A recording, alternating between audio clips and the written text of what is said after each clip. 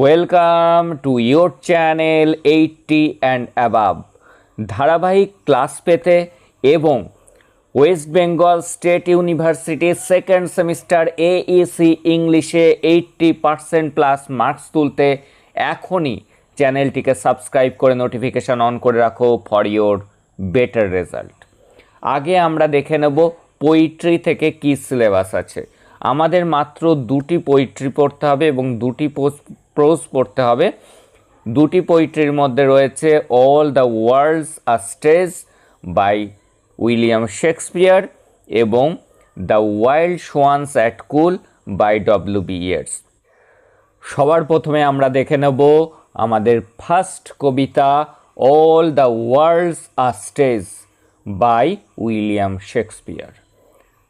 First question, who is the author of all the world's a stage?